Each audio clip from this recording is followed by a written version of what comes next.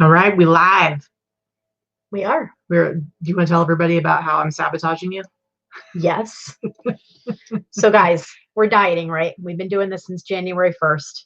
Pretty hardcore, like no more than 1,200 calories a day for either one of us. Very big calorie counting, prepared meals, the whole thing, right? Not that I'm losing much weight, but that one over there loses like a man. Anyway, Sorry.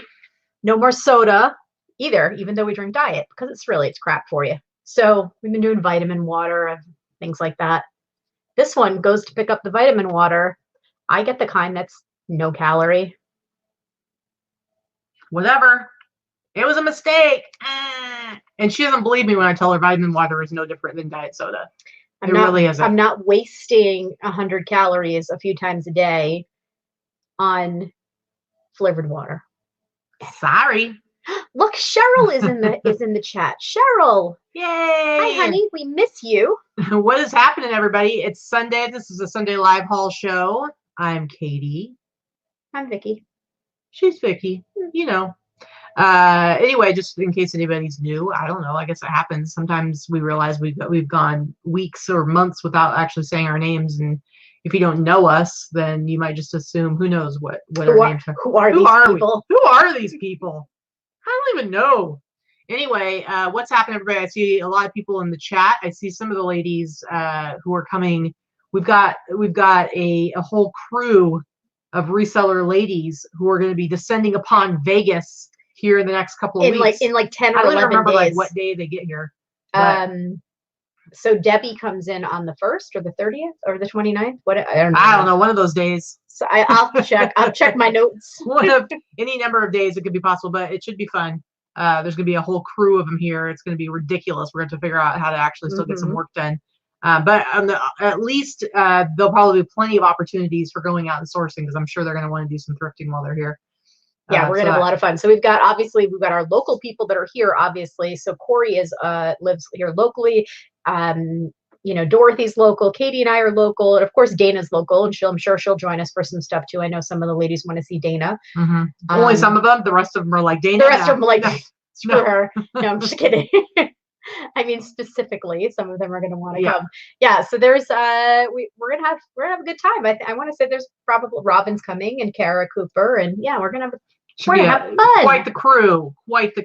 So we have someone from Canada that is new in the chat that said hello. So Verena Kruger, we're here in Las Vegas, right outside of Las Vegas. We are in Henderson, Nevada, and yeah, that's us. Not that it's the super warm desert, not right now, not this time of the year, but we're up to the 50s pretty much the past few days, so it's nice. Which we still whine a lot about that. The cold. Thing is, though, it'll be 50 if it's 50 degrees in the day with the sun, it feels fine, but when it's 50 degrees at night in the dark, it feels much colder. Yeah, it is. I'm just trying to make excuses for why we're whiny, why we're real super whiny. Anyway, so this is our favorite show that we do every week. We break it up into 3 parts. First, we break down our real numbers for the last week, which I think this week we held on to our sales. Last week we both had really good weeks, very, very close to each other. This week, same thing. It's like a repeat of last week. Yeah, still super, super close. We're going to see who won. And I don't have a big consignment order this week. So last week I had. So really yours jumped up quite a bit. So we're going to see who quote unquote won the sales. Not that we're competitive when it comes to that, but it's only fun to be competitive when we both have really good numbers. That's true. Otherwise, we're both doing well. Then I feel bad if I'm doing well and she's not, and vice versa. Exactly. So we're probably more competitive when it comes to sourcing. But anyway, so we want to show our numbers to you guys. And in the second part of the show, the middle, is where we show you our sales highlights for the week. But again, we're showing you like the best stuff, the coolest stuff. But you can always look at the links to our stores down below and look and see what we've actually sold in totality, and see some of like smaller sales and stuff that's not as exciting.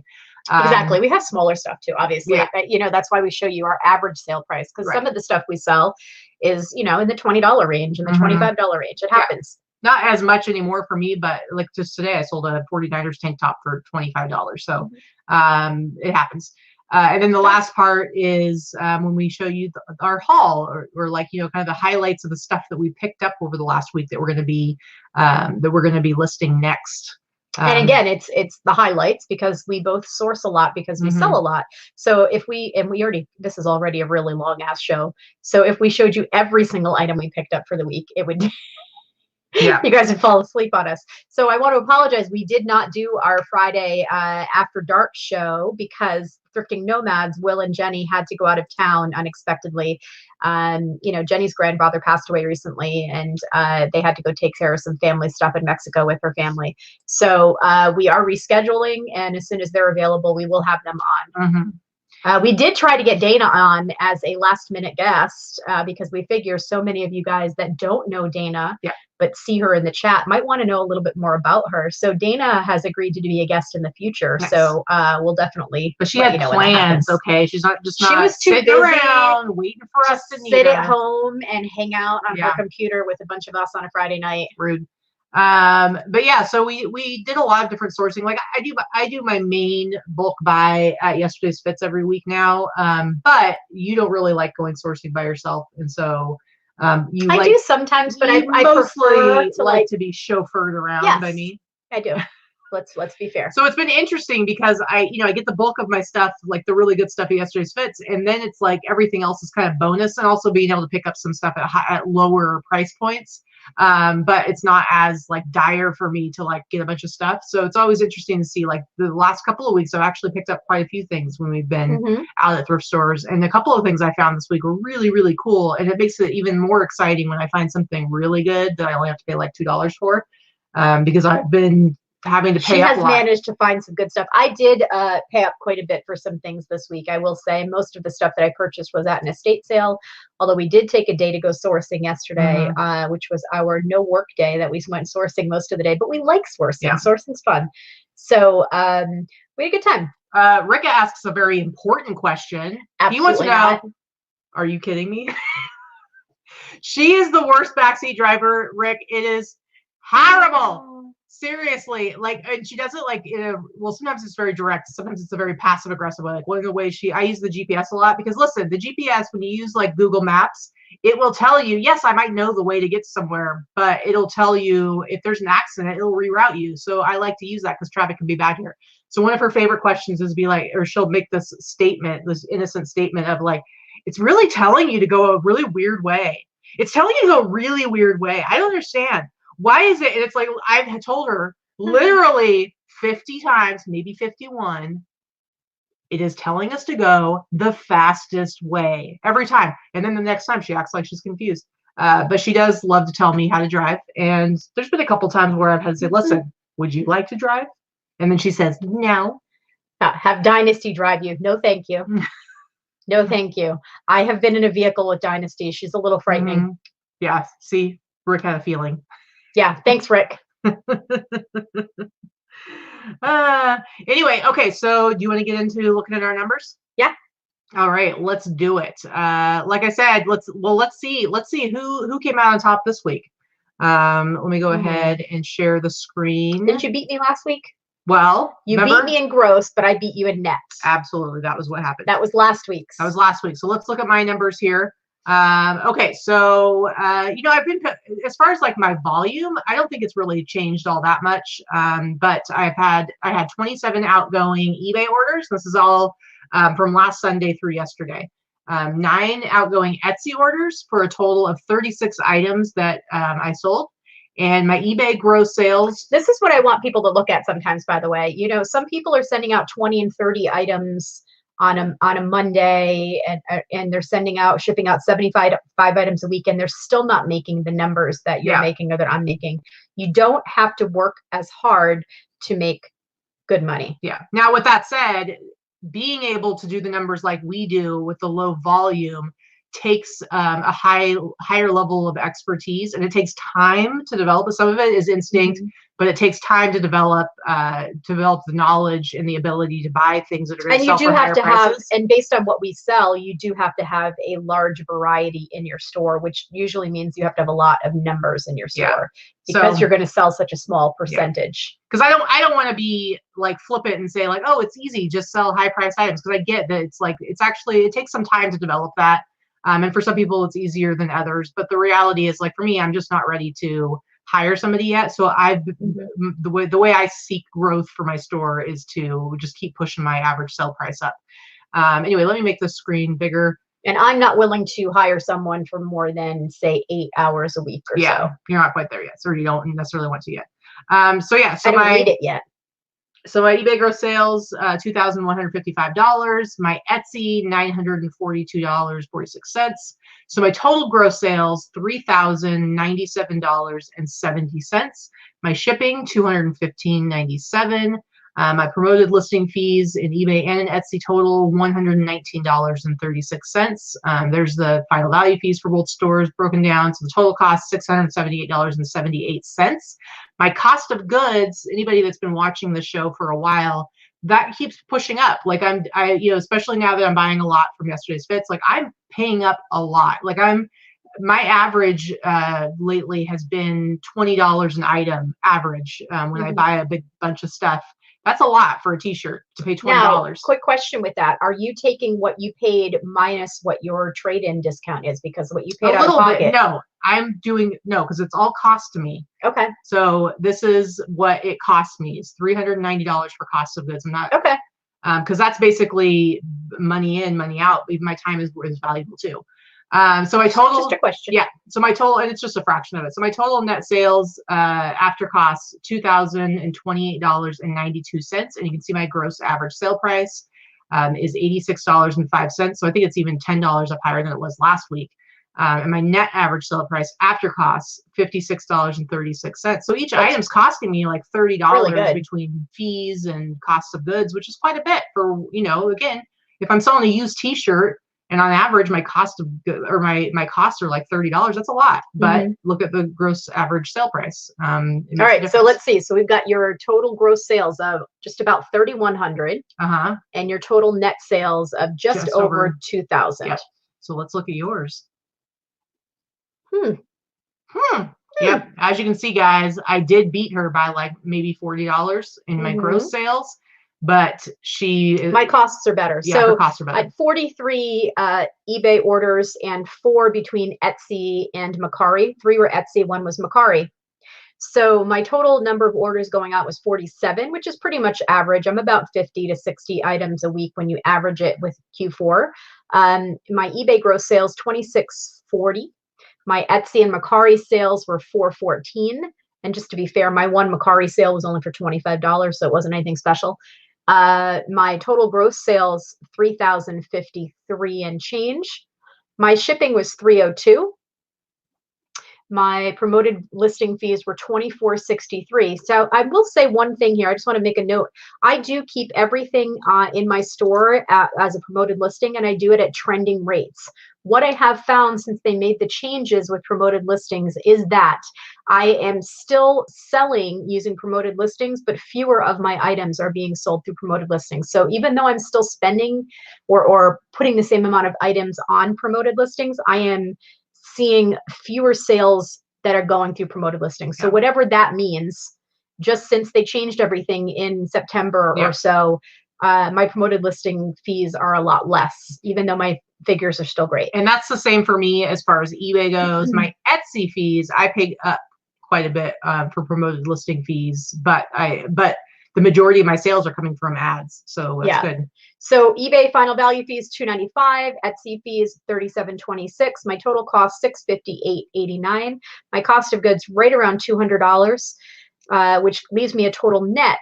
Even though my gross was about $50 lower than Katy's, my net was almost $200 higher. So my total net $21.95. Let's call it $2,200. My gross ASP is $64.98, and my net is $46.70.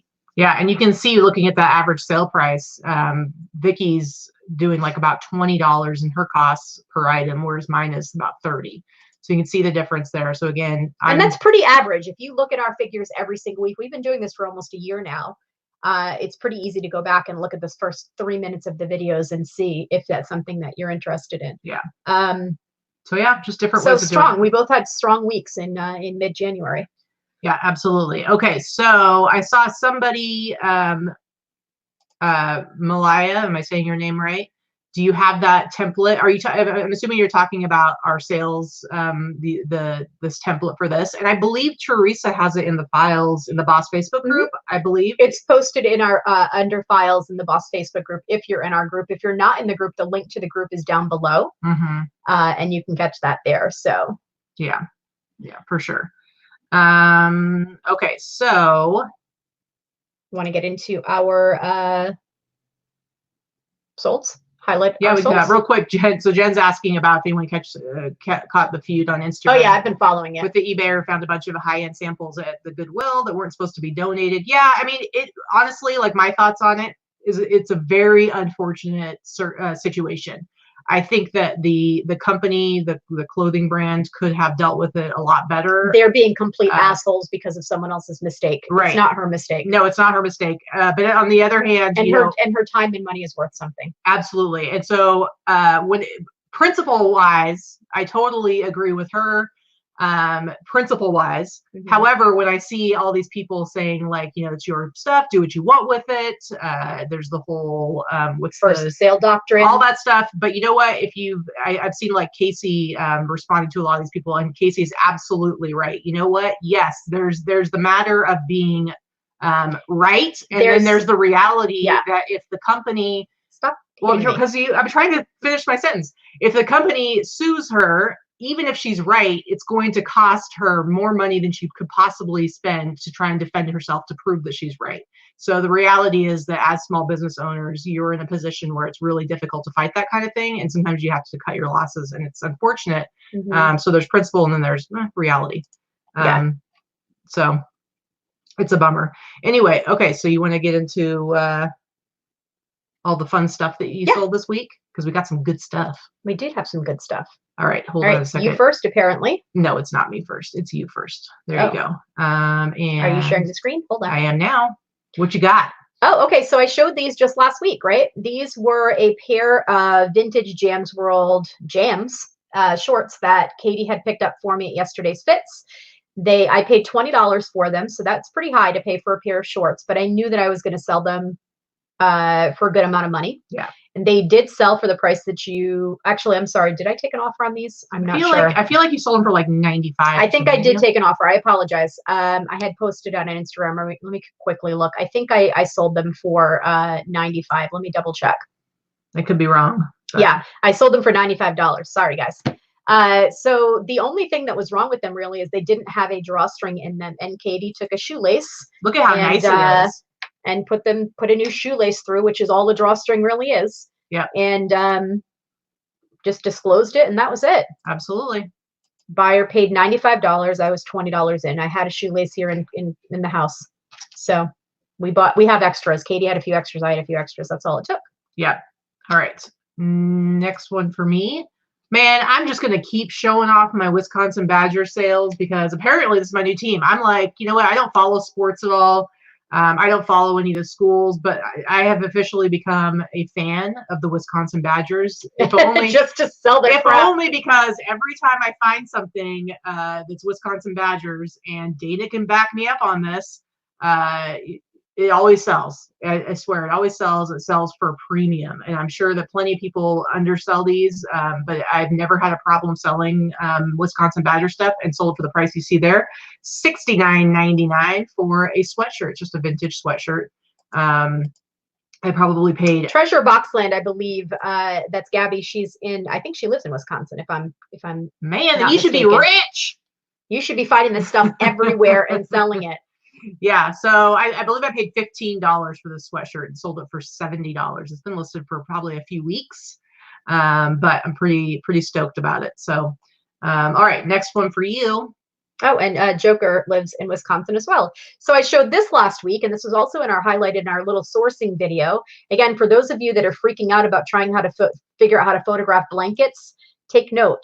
How many blankets do I show you guys that I sell? I sell blankets all the time, and they are photographed on my clean hardwood floor, period.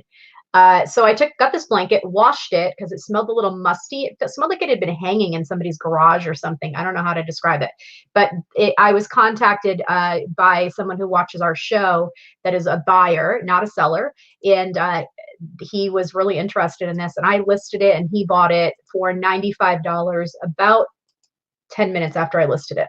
It's so awesome. I love it. I think it's magical. I would like to take the credit for scouting this from across the aisle, and I thought that was a fun little part of that video, is us seeing it and then the guy taking it down so he could sell it to you. But this is such a cool blanket. I think it's really neat. I like all really the details along the side that have like the different eras periods, like yeah. So it's a really nice blanket. It's well made, woven cotton throw blankets. You can find them everywhere, but it's not every single one that's going to sell. It really depends on what the topic is. These are very popular they were mostly made in the 80s and the 90s. They still make them here and there. This one is a 90s, late 90s type of blanket, so that's why I did call it vintage. It is, but they do sell. They sell very well, and when they were sold originally, they probably sold for around $30 or $40 a piece. But they do very well. It depends on what the topic is and what the design is. But this was really bright and vibrant and thick. So I liked it a lot. I love it.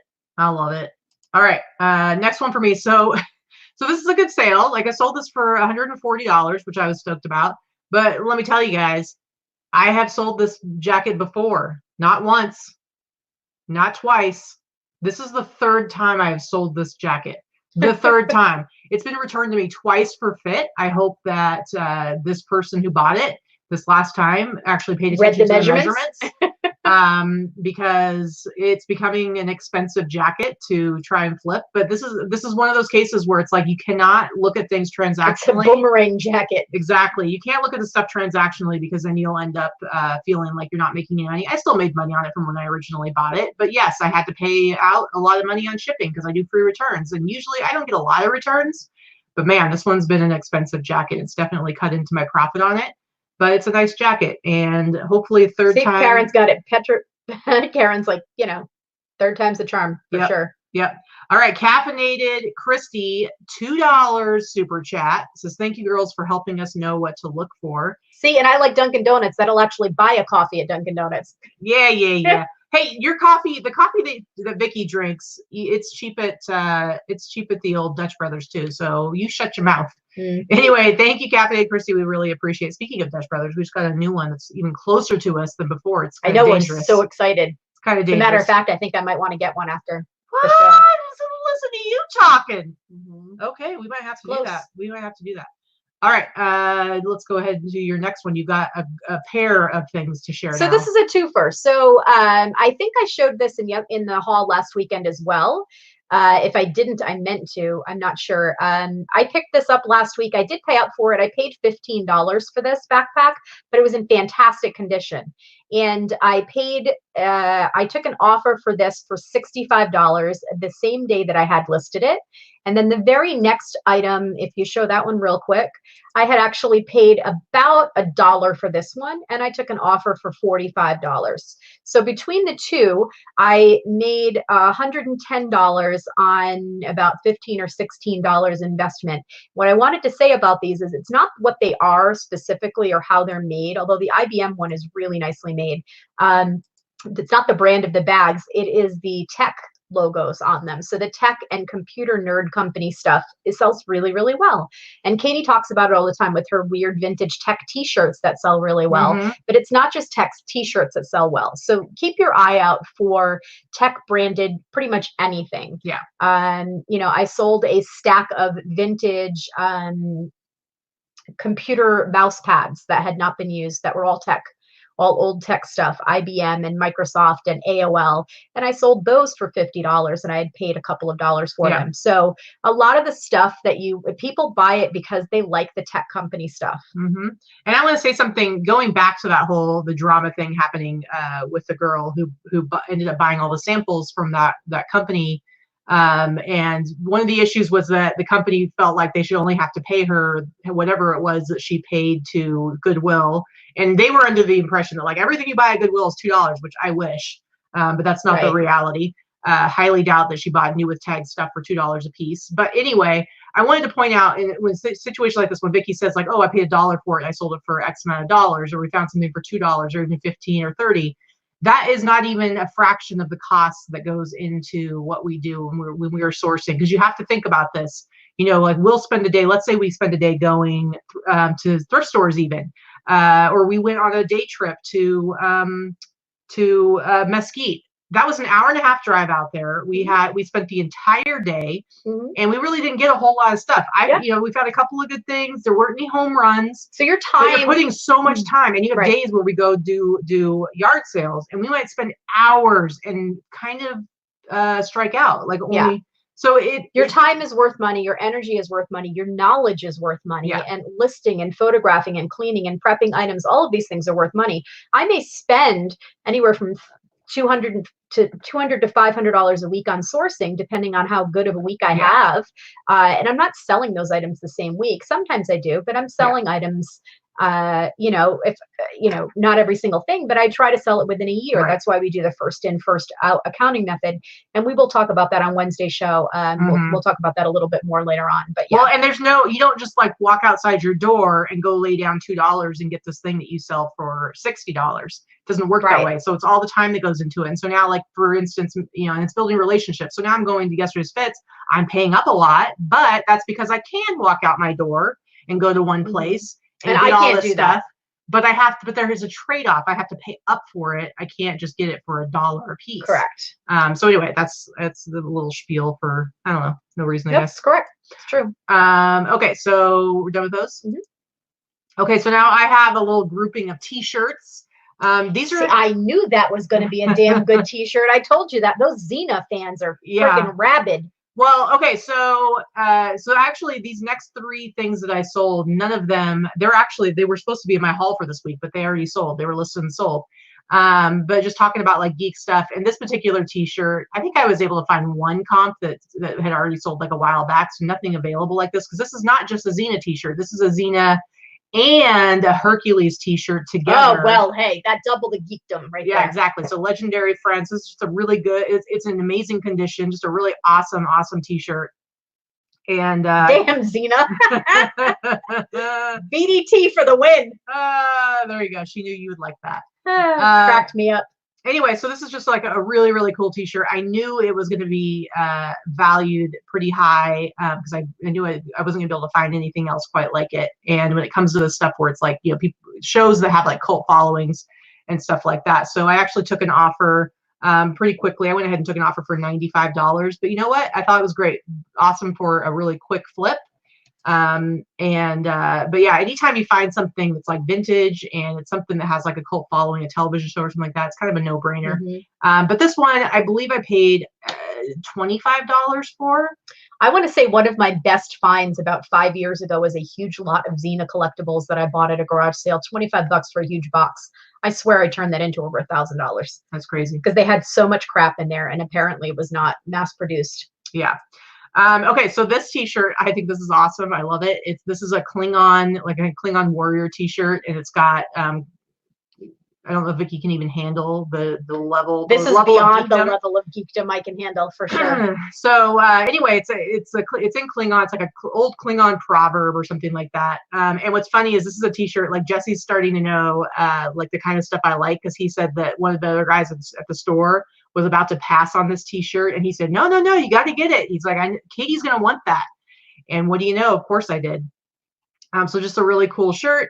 And definitely one I did not find any others like it out there. Do you know who like originally came up with the Klingon language? No, nor do I care. Does anyone out there know they didn't design it or create it completely, but anyway, it was Scotty. It was what's his name that played the Scotty character. He kind of like came up with like a gibberish, and then somebody actually turned it into an actual language. So no, whatever. But this one I took an offer for $85. This is another one I just got this week. And so then the last one in this little grouping is this. You also had this one this week. Amazing Detroit Vipers t-shirt. Last week or the week before, I had a Detroit Vipers sweatshirt. Of course, I got both of these from yesterday's fits. The cool thing about the Detroit Vipers is they were around for a very short time because they were part of the International Hockey League, kind of minor league hockey league that fed into the NHL. What are you laughing at? Can you highlight the corduroy fox there? If I can find her. She says, I'm sorry, you know that. Yeah. How dare you, Chris? Anyway, Funny. Anyway, so this was this particular team doesn't exist anymore, and there's not a whole lot of there's jerseys out there that go for a lot, but there's not a lot of t-shirts or sweatshirts, and there's definitely could not find a single t-shirt that looked like this one. It's just really cool. It's really heavy and it's got awesome graphics on it. I don't know why the screen is like flipping out when I move between pictures. But I went ahead and took an offer for $97 for this one. Damn. Which I was really happy about. It was funny because Austin, who's Jesse's brother, he was at the store and he was like, "Hey, Katy, you got to tell me when you sell this because I'm the one that bought it." And so he usually does like the more hype stuff, whereas Jesse's more the vintage guy. So Austin was really excited to hear that I sold this one. But just a really cool flip. Chris, you have it more accurate in your second statement. Actually, I'm sorry for Vic that you know that, Katy. So rude. And rude. Noelle says she's sending me a book on Star Trek history. Right in the trash, Noelle. Right in the trash. So rude. Don't waste your postage. And this one, I believe I paid $30 for. But all three of those just really quick flips, which I was happy about. All right, next. Now you've got a big grouping here. Yeah, I have a grouping of 4 items that I sold this week. I talked to you guys about the antique Victorian photo album I picked up at an estate sale about 2 weeks ago now. I paid $20 for the photo album and the photos in it. And what I did was I pulled out 6 photos that I know were very distinct and different and I knew would be worth good money. So I didn't put them in auction. Maybe I should have, but I sold them very quickly. Every one of these next 4 photos sold within 2 days of listing. What? So I had a total of $20 invested. The album is already listed with the rest of the photos in it, about 25 photos that are excellent photos as well, but not as distinctive as far as subject matter. Mm-hmm. So this photo sold for $169.95, the number you see there, plus Crazy. Somebody paid $24 to ship it outside of the country. And so, yeah, it sold within hours. This one right here, I was asking for help a little bit in the Boss Facebook group, trying to figure out what type of military uniforms they might have been wearing. So I went and with a lot of the information, we went as far as military academy, or it could have been early enlisted photos. So this sold for the item, the amount that you see there. It is not the fact that they're wearing these military photos, military type of hats or uniforms. What it is what I put in the title. It's called Gay Interest. And I know how that sounds, but it is not meant to be offensive, nor is it offensive. It is a key word that is used for something that is old, gay ephemera, whether it's, men or women or what have you. These 2 men very clearly look to me like they are in a relationship or very flirtatious, which is not something you find in photography or anything like that from well over 100 years ago. So it's something that is of interest and sells the subject matter very well. Mm-hmm. So this sold for this sold overnight for $129.95. Nice. That's that one. Next one. This one right here sold within hours. I do believe that I sold this one a little bit too low, but I went on the high side, I thought, because it wasn't super distinctive. But this one sold. This is a penny farthing is the type of bicycle that is shown in the photo, and there are not very many of them available. And photos that depict bicycles, motorcycles, things like that sell really, really well. Again, this one sold for $139.95. That's crazy. All right, last one. And this is the last one. I asked in the group for this one as well what this meant. I had a gist. I knew it looked like something that had to do with Easter or Passover. And there's a lamb and there's a staff, like a really long staff that looks like a cross at the top. And I could not tell what it said on it, but the group came through and they knew that it said in Latin on the banner, Agnus Dei, which is Lamb of God. So this one sold for here, let me pull it up here. This one sold on Etsy. This sold within a day or 2 of listing as well. Come on. There we go. So Robin asked what makes them cabinet cards. Cabinet card is a type of photograph that is made that looks like this. When you find antique photos, it's you need to do a little bit of research, and there are many, many research websites that tell you how to identify what type of photograph and where it's from, and the timeline it's from, as far as whether it has beveled edges, it has gold accents, the size, the type of thing. Basically, these are cards that were printed on cardstock. They'd print out the photo, and then they would cut the photograph out and put it on top of a card that gives you the time frame based on the type of lettering on the bottom. They're pretty easy to identify once you understand what you're looking at and what you're looking for.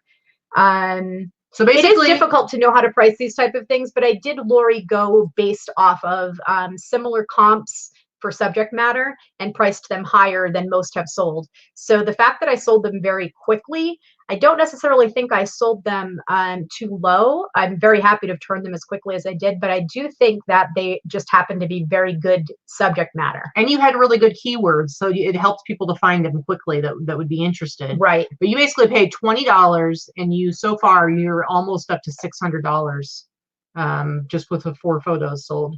Yeah, it's over 500. Yeah. Yeah, that's just crazy. Crazy. All right, let's go back to my lowly sales since you're like killing it with just some photographs. Jeez. Well, I only have 2 left, and they're not that good as these. So. Still. Anyway, all right, next one for me. Let's go over to Etsy. This is, I don't sell a lot of like the basic Polo Ralph Lauren stuff, but the Harrington jackets like this. Oh, I've sold like this before. They do really well. And this one in particular, it's denim, so you're not going to find these as often. Usually, you find the ones that are just like, like khaki color beige or blue or black. But this one's actually denim. And it's just a really cool jacket. And so this one I sold for, whoops. I sold this one for, I have a 10% off sale going right now. So I sold it for $135. $135. Usually the regular Harrington Polo Ralph Lauren jackets, like I can sell them for like 50, 60 bucks. But I priced this one high because it's a denim one. And it definitely took a while. Like I've had this listed for months now. I probably could have sold it a lot quicker had I had it priced lower, but whatever. I was happy to get $135 for it. So not a bad sale. Not bad. All right, next one for you. Ooh. This I also showed last week. So I love when items sell very quickly. I don't necessarily think I've priced them too low. Sometimes they're just really good items. And this actually sold within a day of me listing it. It sold on Etsy. I paid $4 for this. It's a bedspread. Oh, you even got my foot in that photo. That's how bad. That was not Where's even your foot. Wait. My fuzzy sock foot in the photo. Oh, I didn't even notice that was what it was. I didn't either. What's on there right there? You have a little fuzz ball. A fuzz ball, apparently. Look at that. Little fuzz ball. Embarrassing. Unprofessional, guys. That's funny. Anyway, I sold this. I listed it. I paid $4 for it. I listed it high. Casper happens to be one of those things that does not have a lot of merchandise. Casper is really, really, it was super popular in the 70s, right? Didn't we all love Casper from the 70s? But there's not a lot of commercial merchandise out there for Casper. So this was one that I had a difficulty pricing because there was anything like this at all. Mm-hmm. So I just priced it high, and I went with a gut feeling on pricing, and clearly. Well, there's nothing wrong with pricing it high and then lowering it later. I paid $4. I sold it for $129.95, and it's basically a coverlet that's made out of a sheet. And it was made to say that because there's a tag there that it says bedspread on it, but it's like sheet material. It's cotton. It's super light. It shipped inside of a padded flat rate mailer. That's how small it was able to fold up. Yep. Well, and it was cool. Didn't you get like a message from the buyer saying that they were super excited to have it because they loved Casper? Yeah. There you go. All right. So next one for me. Hello. This jacket is amazing. So I actually haven't had this jacket listed that long. It's been a few months, but I picked this up. It was still when I was still going to Savers a lot more regularly. And I actually got this. We went to the Warm Springs Savers, and I only found a couple of things that were worth picking up. And I remember this was one of them. I was super excited about it. I paid, I don't remember exactly how much I paid, but I think it was about $20, somewhere around $20. So I paid up a little bit for it, considering Savers prices and stuff like that. But it was just a super, super cool jacket. And if you look at like comps for these, it's hard to find the ones with a stop sign on them, but there are a lot of them, this brand, but it's an 8-ball is the more standard one. So I went ahead and priced this really high. And like I said, it's been a few months, but not like a crazy amount of time. I didn't even think it was that long. I think maybe 6 weeks you've had it listed. I think longer than that. But I sold it for, again, I have a sale going on right now. So this sold for $180. But it went to the Netherlands, so they paid another $33.75 for shipping. So I did not have to pay for shipping domestically. I was able to. So yeah, I think I paid like $20 for it and basically sold it for $200. So definitely stop, collaborate, and listen. We saw Ice. What's his name? What? I don't know what you're talking about. Vanilla Ice, that's his name. When did we saw him as part of that 90s flashback. Oh yeah. I thought you were like talking about like super recently, and I'm like, I don't think it was like a year and a half ago. It was a while ago. Yeah. I'm like, did we just run into Rob Van Winkle? I don't know. No, you weirdo. Okay. Next one for you. So this is another one I showed maybe 2 weeks ago. I got this when we were in California, at that really dirty hoarder estate sale that we went to on like 50% off day 3 and still grabbed a few things. I maybe paid $5. I had bought a grouping of things, so I'm going to say $5. It was filthy. And when I say filthy, I mean filthy. It was dirty. It was like touching it, I had to go wash my hands. So I washed it twice on hot water in the washing machine, and you can see that it's not in perfect condition. Like that faux fur collar is looking a little bit mangy, a little raggedy looking, and there was a hole, and it sold within a couple of days of listing. Let's get this price here. It sold on Etsy for the price that you see there, $129.95. What? Here's what's crazy, guys. So we went to the sale. I actually saw this jacket first, and I saw it, and I was like, "Oh, this is awesome! I love, it was dirty, but whatever, you can wash stuff."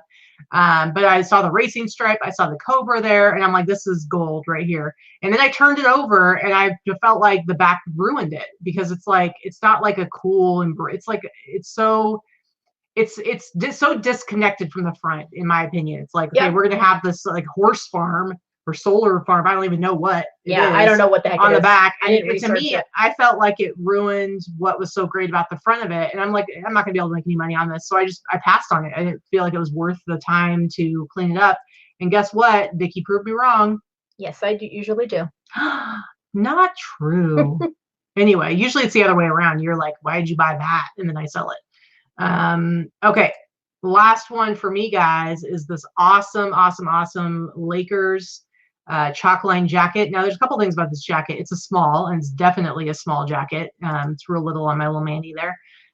So it's a size small, and I don't really like. I'll still pick stuff up if it's size small, but I know that it might take a little bit longer to sell. So I'll still grab it. But an interesting thing about it is the back. When I was looking up comps, there were any of the ones that I found, the back lettering right here was in yellow, and this one's in purple with the yellow outline. All the ones I found were yellow, and so I kind of felt like this one, it warranted being priced up even higher because I felt like it was a little bit more unique, and it wasn't going to look like any one that anybody else had, and so I priced it up, but I knew it might take a while. But I think I've only had this listed for maybe like 3 weeks, 4 weeks. I don't think you've had it listed that long. Yeah, not super long at all. The chat is cracking me up today, by the way. Chris, Corey Fox is on fire with her comments today. Somebody had their Wheaties. Yeah. I don't know. She's funny. So I had this price at $250. Again, I have a 10% off sale right now. So it sold for $225. So yeah, not too bad. I think I believe I paid $30. I got this from yesterday's fits. I think I paid $30. At the most I paid $40, but I think I paid $30. And flip that for $225, which is not too bad at all. Pretty nice. Pretty good, everybody. Pretty good. Yeah, so we have some fun solds this week, I think. Absolutely. So that's it. That's it for our sales highlights. And sorry I missed all the fun talk in the chat, assholes. There's some chit chat in there. Chit chat. Yeah. Anyway. Yeah, and it did go to that jacket did go to LA. So a female Lakers fan, you said she wanted. Yeah, it was a girl because I was birthday or something. Well, yeah, she wanted to know if it would be there in time for her birthday, which is the 22nd, and it already was delivered yesterday. So I was pretty happy about that. I'm sure she is too. All right, so want to talk about show some of our haul. Yeah, let's show some of our haul. So we decided like spur of the moment to go to Mesquite and check out the thrift stores there. We found a few things, nothing crazy. I don't think I'm showing anything from Mesquite. I'm showing like 2 things, but nothing crazy. We did find, first of all, for some reason, as soon as you get into the town of Mesquite, it's about a little under 20,000 population. They don't have any of the big thrift stores there. There's no Salvation Army. There's no Goodwill. It's pretty crappy for thrifting. Every thrift store was like cash only. Yeah, it's crappy in the sense that if you're going to drive an hour and a half one way to go thrifting, you need there to be a little bit more payoff. And so we did find some decent stuff, and we had a delicious lunch we had some really yummy Greek gyros. But that fell in the recommended category caloric range for us for lunch. Yeah, it was all right. It was all right. So quick question, Big Thrift, Allison asks, is there room to discuss weekly returns, perhaps a percentage? I can, yes, I can say that my average returns yearly are under 3%. So I grossed about just under $130,000 last year, and my return rate, well, let's see, on eBay alone, my return rate was just under 3%. Yeah. So, but that's like volume wise, isn't it? So it doesn't necessarily.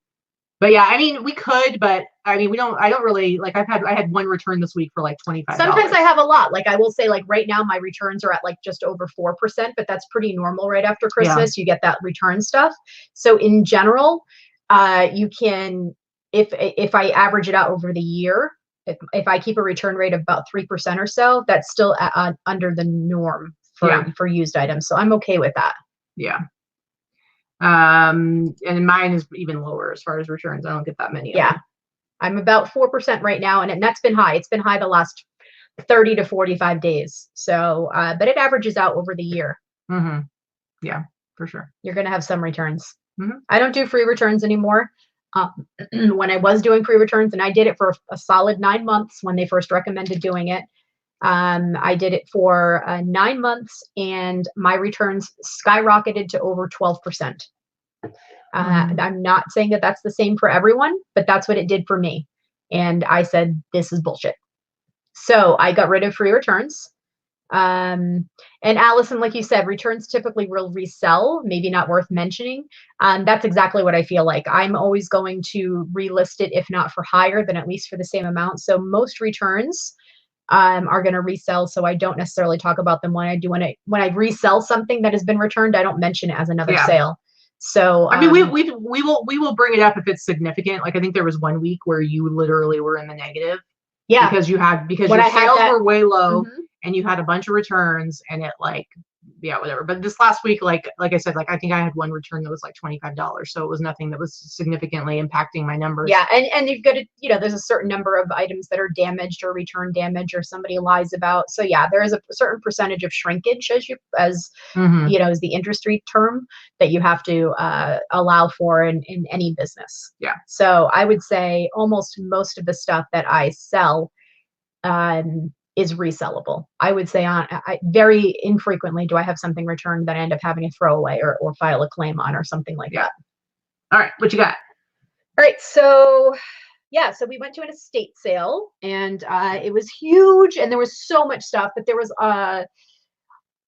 tons and tons and tons of it was artwork, books, and record albums, and a lot of it was nothing that I wanted to purchase. The record albums were not anything I wanted. This particular estate company prices everything at $4. There were thousands and thousands of them, but they were mostly old 78s and 33, and 33. So the old heavy ones that shatter when you ship them. There's going to be a video coming out tomorrow. I did a little short video of that estate sale. So there wasn't a whole ton. So what I did buy, I think, is pretty cool. Well, and the upstairs, it wasn't opened yet, and they're going to be opening that next week probably. And we're assuming, because there weren't really any bedrooms, I think there was one, but we're thinking that the upstairs is probably going to have like a bunch of clothes and stuff like that. But there weren't. So I got some stuff. So one of the things I picked up, I did pay $10 for, but these are really, really heavy, great steel toe, heavy military work boots.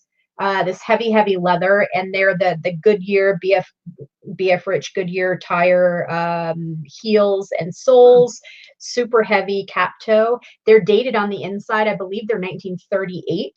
Crazy. So I paid $10. I should sell these for over $100. I'm going to clean them up a little bit, but not a ton because people like them beat up. So those are pretty cool. They're like really heavy. They are very heavy.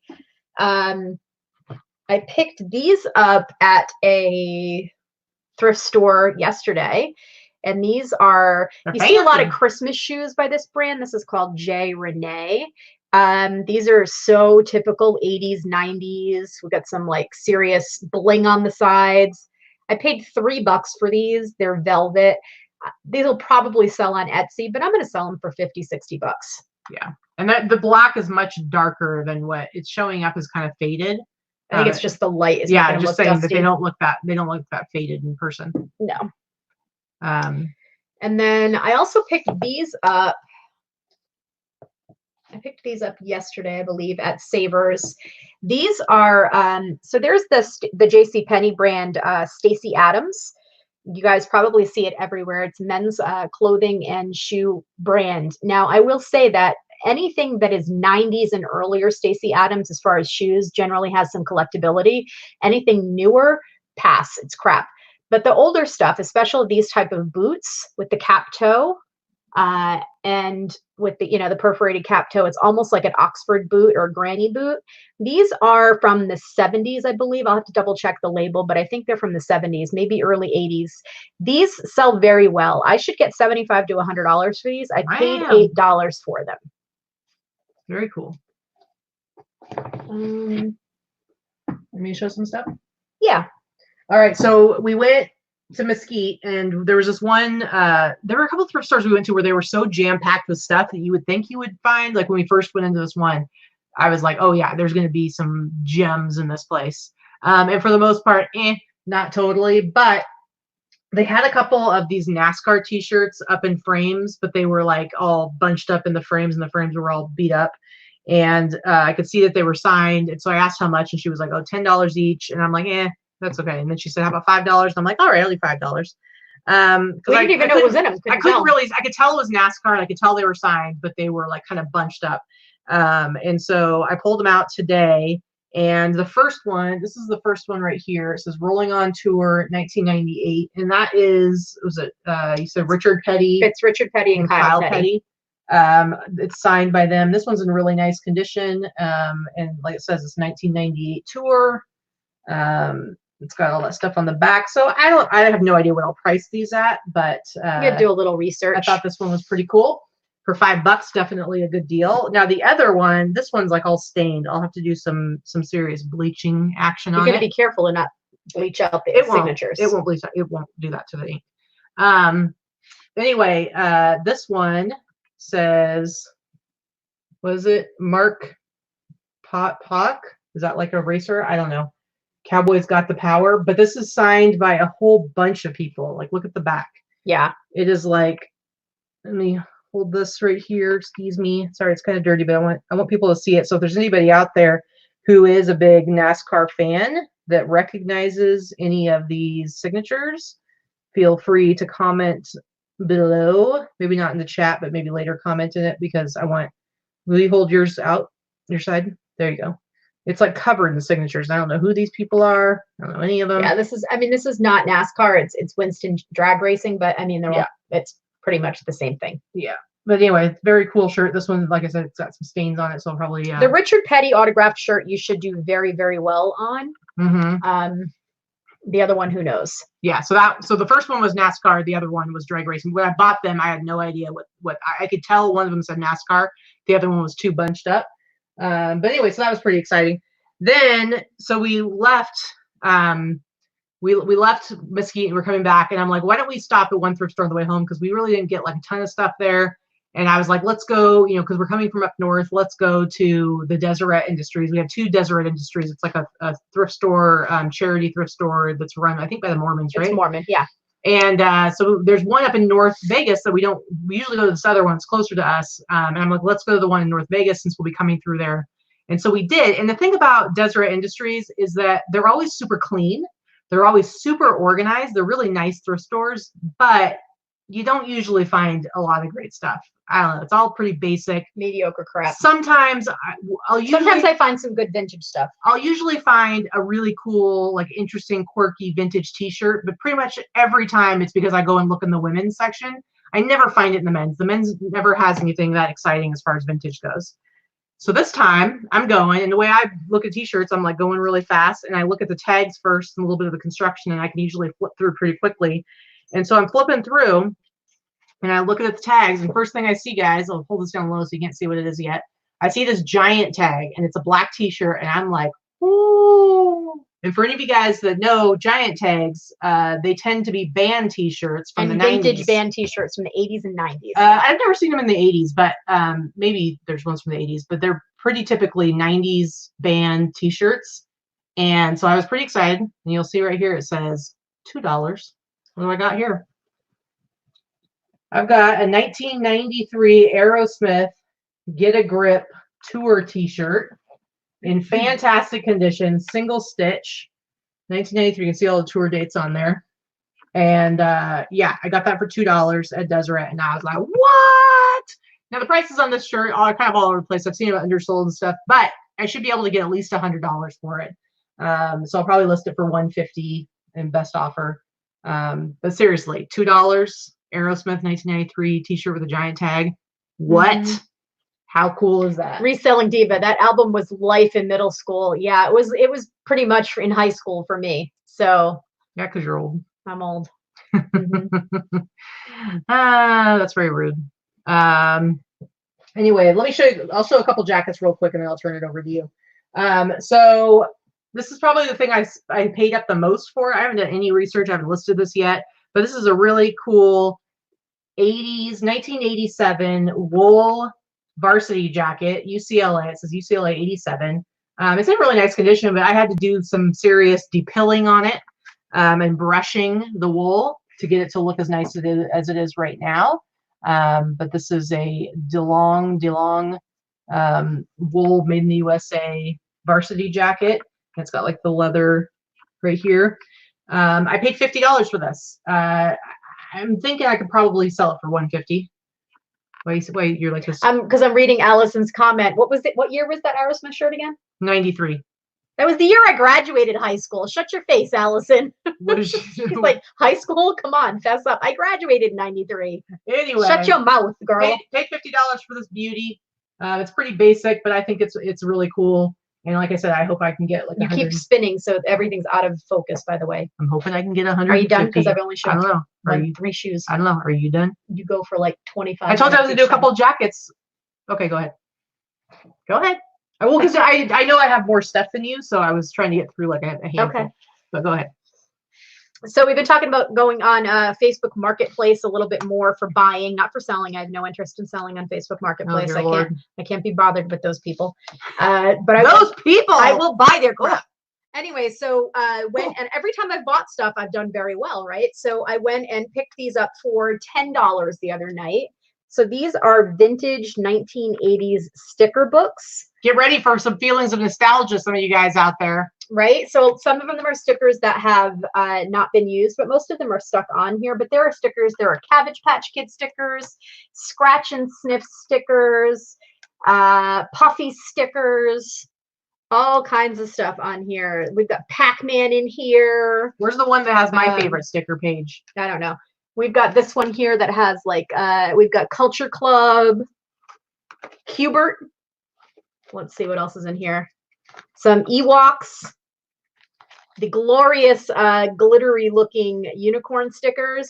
Come on now. Where are the gremlins? I don't know which one. That's the one that's important. The teddy bears. I'm going to tell you that even as I was going through these are pretty cool. So. Okay, while you talk, I'm going to look for the cool ones. No, G. Jasso asked, I graduated in 99. No, 93. I graduated in 93. I'm 44. So this is the best page. Look at all the gremlins. How cool is that? I love it. I love it. Donkey Kong and Pac-Man. Anyway, they sell really well. So I'm going to put these, I don't know what I'm going to sell them for yet. I'm going to list them later on this week. I thought they were kind of fun for $10. Probably, these might actually go on auction. I don't do auction very often, but these might go on auction. I'm thinking $50 to $60. Not a super high return, but that's why I might do auction. This is a fun little Casio vintage thing I picked up at the estate sale. I did pay $8 for this. This sells for about $50 with the box and everything in it. As long as it works, I'm sure it will. But I will test it. Let's see. Next. I found this vintage 1960s hair dryer. I paid $3 for this. This sucker is heavy. I paid $3 for it. I haven't tested it yet. I haven't plugged in, and I'll try not to blow my face off. I'll be sure to test it in a grounded wire, but it's kind of cool. It's not plugged in, weirdo. So I paid $3. These I tend to sell for like 30 or 40. Yeah, I'll cross post everything Reselling Diva that is vintage will be cross posted to Etsy, so they'll definitely be cross posted there. They may sell better there, yes. I think it's because Etsy is not quite as flooded of a market as eBay is. This other thing, I when I saw the pictures for the estate sale, this is one of the things I was like, oh, I want to get this. So look at this ticky tacky vintage macrame plant hanger with like the ceramic hanging friggin' parakeet in it with the big long thing. It's so ugly. It's so ugly and so gaudy. Anyway, I paid $10 for it. I'll probably sell it for about $50. Who is spending $50 on that? People that like to decorate in that true mod vintage look from this. Horrible. Mid-century, not mid-century modern, mid-century look. Let's see. I'll do one more thing and then I will have, let's see. I have like 3 things to do after your next batch. So these I picked up for $3.50 a bag at Savers. I have not checked if they work yet, but I got 2 sets of string lights here. So I paid $7 total. They're little mini Sailor Jerry whiskey rum. Sailor Jerry's rum, right? Yeah. Sailor Jerry rum bottles. And they're super cute. Now, the brand new ones, there have been a couple that people have sold for $50 a package, but there's only literally 1 listed right now. I'm still going to sell these for like $50 to $75 for both. I'll sell them together. Nice. But for somebody that has like a tiki bar or any type of bar theme, those are so fun. Yeah, so very cool. I like them. I like them. I like them. I like them. All right, is it my turn? Your turn. And then I have 3 more things to show later. And then when you're done. Let's do some green jackets. What do you say? All right. Speaking of racing jackets, guys, how amazing is this jacket right here? I think I actually paid up for this one. I paid like 25 or 30 for it. But it says Gatorade Racing Team. And it's that cool classic racing style of jacket. It's got the little zipper pocket up there at the bottom. But look at the back. It's amazing. Gatorade Racing Team, and it's actually got the date on it, 1975. 1975. What a cool jacket this is. It's actually a swingster. So this is another way to, like, remember I always talk about learning tags, learning t-shirt tags. Same thing with jackets. You find something that's got a date on it. So this one's 1975, and that's what the swingster label, that's what the swingster tag looked like in the 70s. And you can definitely tell, like, I think this is the first time I've seen a swingster tag that looks like that, because it's the first time I've seen one from the 70s. Usually I get ones from the 80s. Would you like to look? Yes. There you go. You got it? Oh, okay. Got it. Another green jacket. And this one I also paid $30 for, I believe. And this one's also a swingster tag, but I think this was 90s. So this is Hawaii Rainbows, which is, I believe, the university there.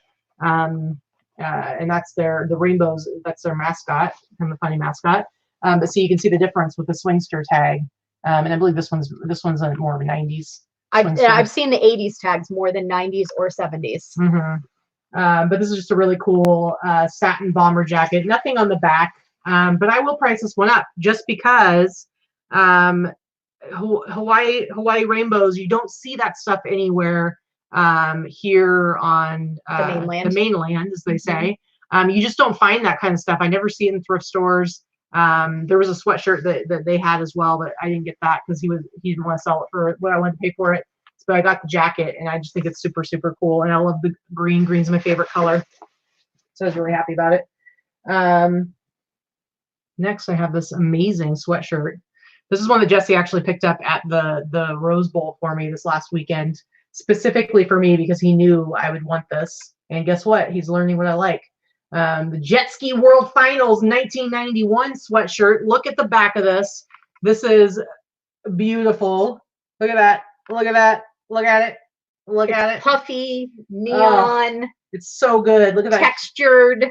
Oh, it's just fantastic. I love it. It's in really nice What year shape. is it from? 1991. Oh, that's special. It is very special. So I'm a pretty big fan of this. I actually paid $25 for this. He paid 20, so he made $5 by bringing it back to me. But I paid 25 for it. I'm gonna price that sucker up, sell it for like 70 at least. And then of course you guys know how I feel about my reverse weave.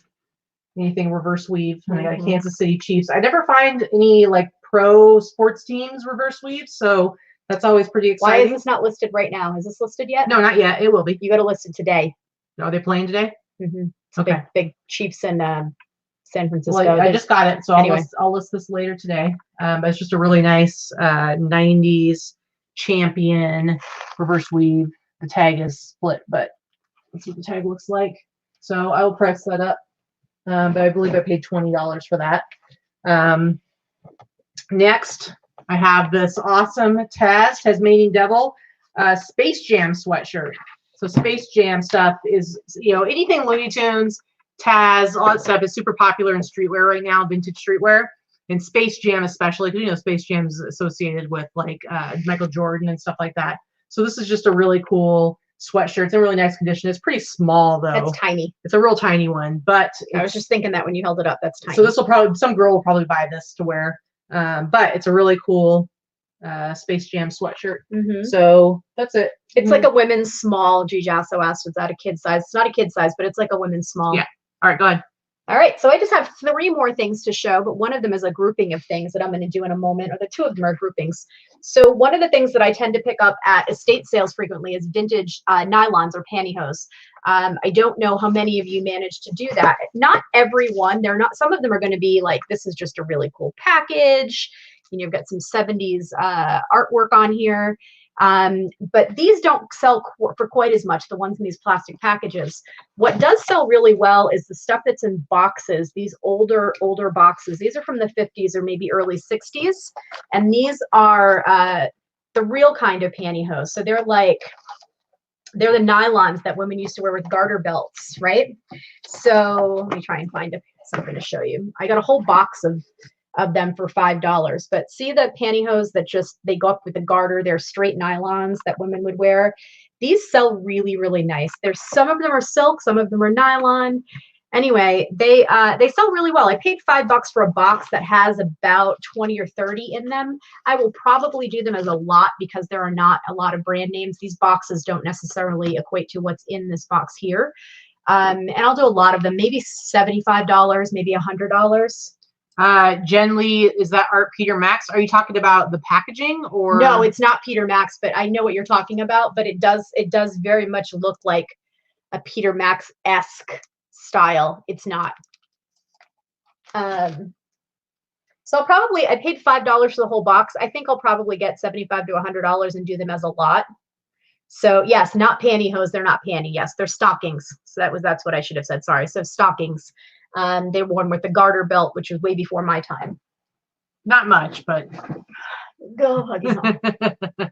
All right, so this one, Dana, I thought I saw might be back for a second. Hey there, Tiger. You're smashing me. Sorry.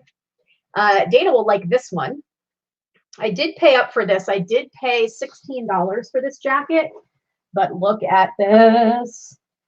So this is a very fancy full zip faux fur trim brocade jacket. Pretty sure somebody made a jacket out of their couch. Yeah, could have been. Maybe they're draperies.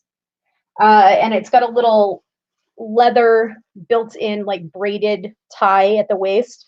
So 70s, so mid-century. This is gorgeous. Yes, it's in nice condition. It's in beautiful condition. And it's fully lined, and it's just that raised kind of like not velvet, but just that it's flocked. So I think I'll sell this for about $150. And then the last one that I picked up, the last stuff that I picked up, I paid $110 this week for this lot right up I'm about to show you. And I don't do a lot of books, but I will do books on certain topics. I do love religious books. I do love books on fraternities, fraternal organizations, and this is one of them. anything that is done about the Masons or the Masonic temples is super cool. So this is a book from 1901 about Masons. It's the Masonic Journal. So, and when I say Mason, I mean that sign with the guild on it, and secret society. The men's secret. Every man in my family has been in it up until my brother. So I don't know a lot about it other than it's really collectible. So I paid $45 for this book. I paid $45 for another one from 1897. I'm thinking these are probably going to go for a couple $100 each. I've got to do a little bit more research. They're very, very hard to find anything at all like this from this old. Yeah, it is more of the Illuminati, I'm telling you guys. Right there. So the other stuff that I found was some really, really old from 20s, 30s, and 40s pamphlets, Masonic pamphlets from that are in different languages. Some of them are in, this person was a collector. Some of them are in Spanish and some are in German.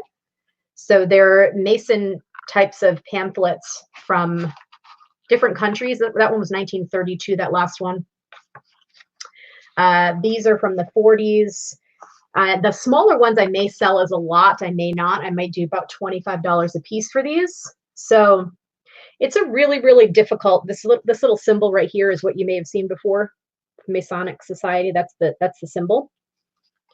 So every man in my family has been a Mason up until my brother. So my father, my grandfather, my great-grandfather, my uncles, all 32nd degree Masons. Whatever that means. I just happen to know that they were in there. It's the Masonic Constitution from 1910. Anyway, this whole book, Shriners is similar. Shriners is an offshoot of the Masons. Yes. They like to ride around in bathtubs. Anyway, I paid $110 for this big stack of books and pamphlets, and I think I can probably turn this into close to $800 to $1,000. That's crazy. I've got to do a lot of research. This is more research than I normally do for like a jacket or something like that. But this type of stuff does require more research. Mm-hmm. And that's it. That's what I got. All right. You guys want to see some t-shirts? Now that she's shown you all the cool stuff, I'll show you some t-shirts that I picked up.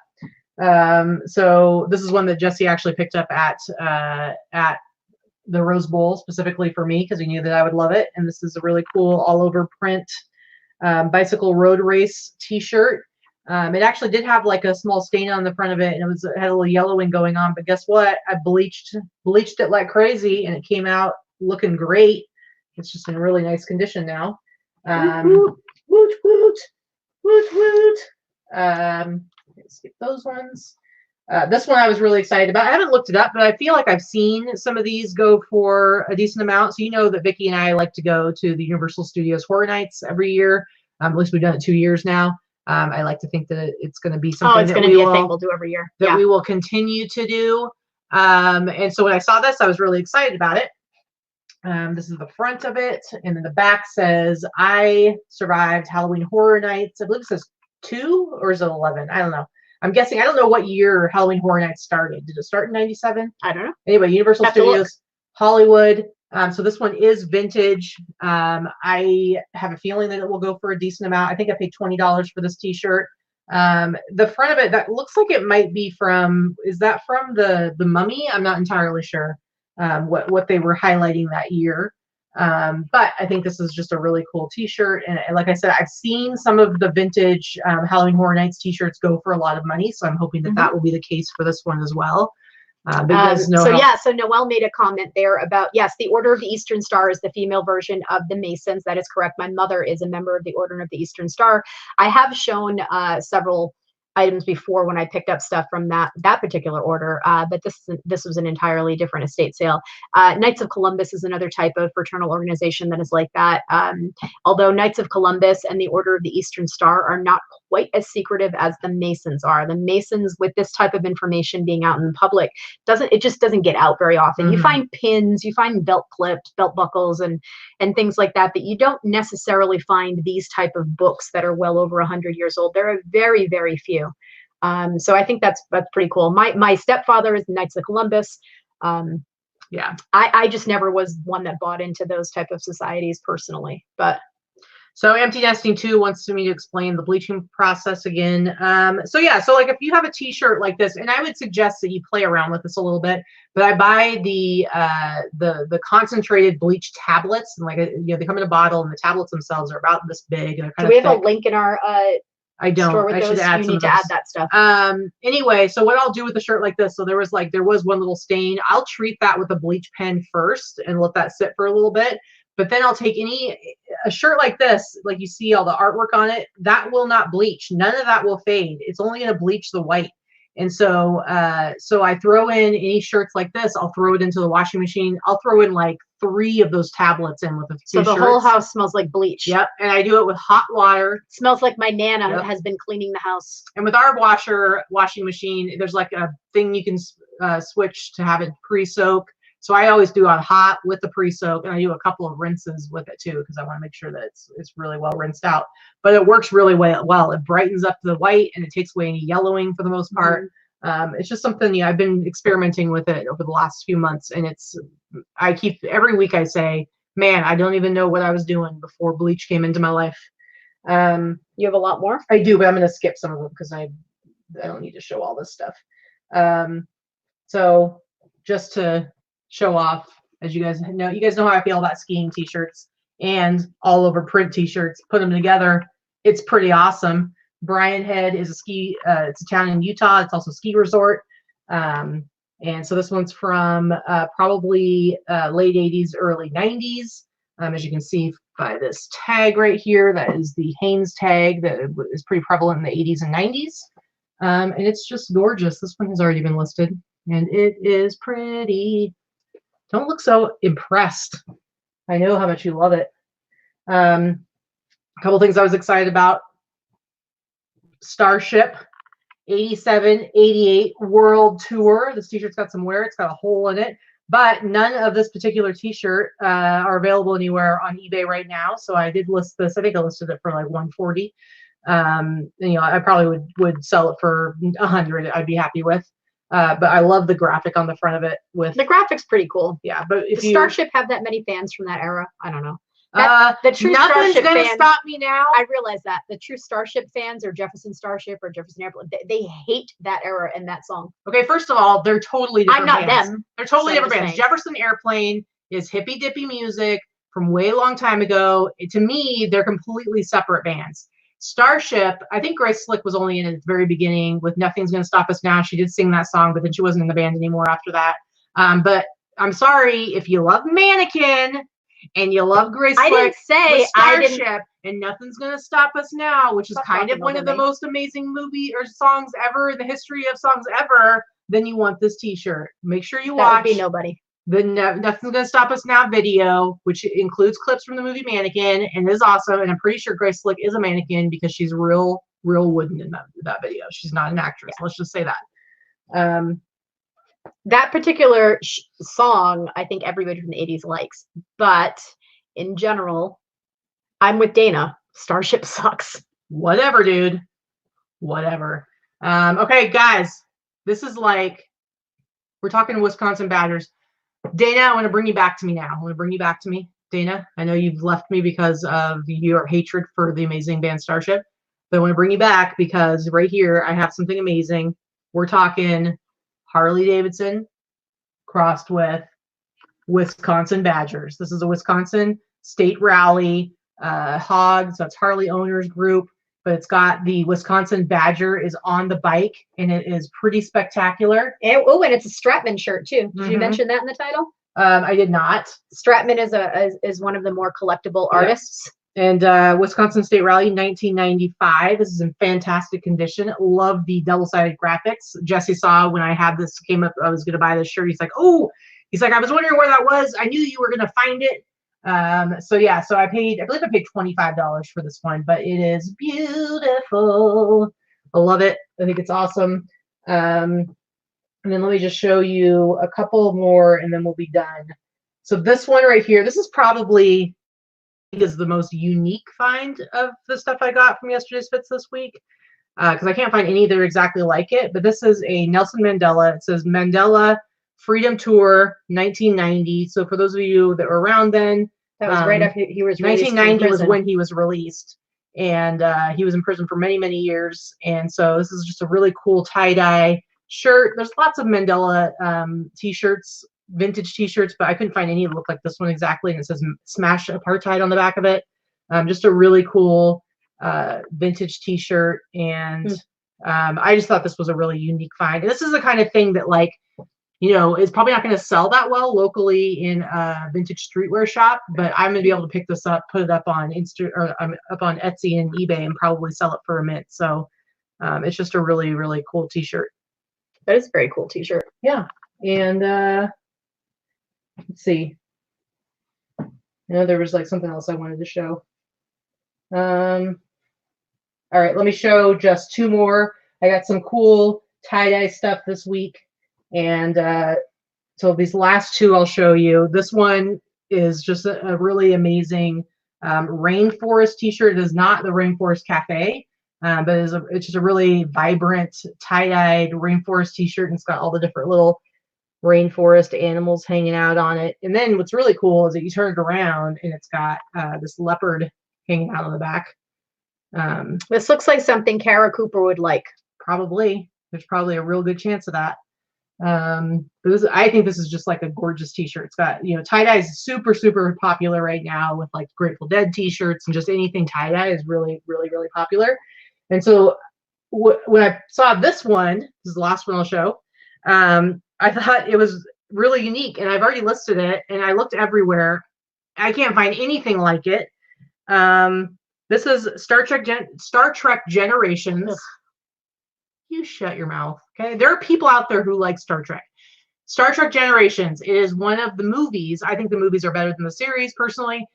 This is the movie that brought together the original series and the Next Generation cast. So when the geek worlds collide.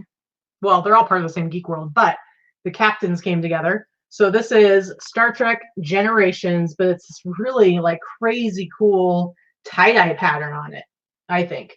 And then the back of it, it's got this stupid whale thing. It's not a. Listen, we understand you hate Star Trek, but please stop sullying its name. The whale was in Star Trek 4, which was way before Star Trek Generations. There's a whale right there. What the heck is that thing? There's no whale. That is the USS Enterprise. Ugh, whatever. You're so rude. Anyway, I just think this is a really, really unique t-shirt. I don't think there's any other Star Trek tie-dye t-shirts. So for those nerds that want to be super cool and trendy. So if you're a hippie nerd, this is the t-shirt for you. And so Rita Scully Star Fashion says, can't wait for Picard. Me too. It's a new series that's going to be coming out with Picard, and I'm excited about it. Whatever. Sorry you don't like it. I hope you'll be watching that during the day while you're working. Yeah, see? There, Sandra says that she is a hippie nerd. She's raising her hands. Yeah, so. I am with Teresa there. Teresa and I like the same things on TV and movies. So apparently Teresa and I can go to the movies and watch TV together, not with Katy. Yeah, and I would like to say that Vikki is one of those people who, she's a real jerk about things. If she doesn't like something that you like, she's a real jerk about it, okay? I just want to tell you that. Yep.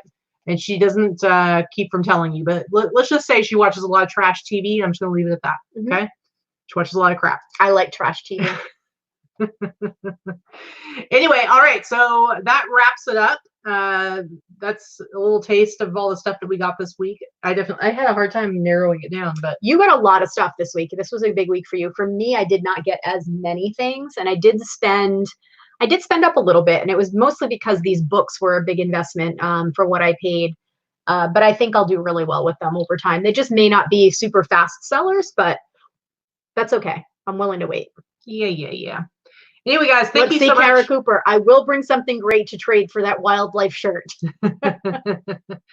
All right, guys. So real quick, Wednesday, our Wednesday show, Boss Up and List at 11 a.m. Pacific Standard Time on Wednesday. We are going to have Mark II from Not Your Dad's CPA. He's going to be on the show on Wednesday morning.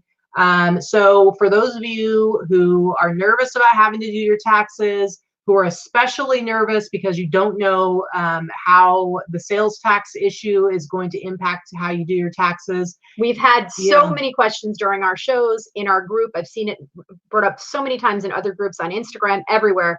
This is a big deal. Now that eBay has started collecting sales tax in several other states for us, how do you account for that in your accounting? Back in October, they switched to showing it as income received by us. So because the income is shown as received, even though they take it back, you've got to figure out where to find it, how to subtract it. Where do you put that as a line item? How does that accounted for? Because it is a cost of doing business. It is an expense. Of course, you can expense it. It comes in and shows on your gross. But you have to expense it right back out. Yeah. Well, we're gonna have explain it to us. Can I talk? No. So part of how to handle that is what we were having Mark come on for. Yeah. We talked about wanting to wait until the 1099s came out from eBay, because there had been some rumor from some eBay people that they were going to show us that accounting on the 1099. That is not the case, not the 1099 from PayPal. So you need to handle it yourself. So what we're going to do is we're going to show how do you find it, what do you do with it, and then answer a lot of other basic reseller tax questions. Mark, if you've seen our previous show with Mark, we talked about a lot of stuff that has to do with it. Mark is not only a CPA, but he is a reseller specific CPA, and he is a reseller himself. So he knows how to handle the stuff. He is going to offer a little bit of a discount and special to some of our viewers. So you want to watch that on Wednesday as well. It is floating right now. One of them specials is floating right now in the Boss Facebook group. That Teresa had made a post about. There's a whole lot of stuff that Mark teaches as a CPA for resellers, and a lot of people will talk about, taxes are scary. Is it expensive to get a CPA? I can't afford a CPA. I'm here to tell you that you can afford somebody like Mark. And he's not just somebody that we're having on the show for content. He is our CPA. He does my taxes. He does Vicki's taxes. Last year when we had them on, I was behind in my taxes a few years, and I was very nervous about taking care of that. I'm sure some of you out there are probably in the exact same position that I was in last year. I'd been putting it off and putting it off and putting it off because I had all these questions and confronting it. I just kept ignoring it and feeling more and more anxiety about it. And so I finally hired Mark to take care of all of it for me. And let me tell you, it was so much less painful than I thought it was going to be. He makes it so much easier. He really is awesome. So us having him on is really us, wanting to share with you someone who has done so much for us and our businesses personally. So we know what you can expect from him as a CPA. Yeah, and he's absolutely easy to talk to, quick and responsive, understands the questions, takes the fear out of taxes for a reseller, takes the shame out of it for those of us that may have fallen behind. You not only have the anxiety Katy's talking about, sometimes you're a little ashamed and a little bit embarrassed. You're like, well, where do I even start? I have like 5 shoe boxes full of crap and I don't even know where to go. He will make it easier for you. And I swear, I had been using another tax accountant for more than 15 years that has been handling my reselling business, and he was inexpensive, and he was someone that I was comfortable with, that knew my business and knew me.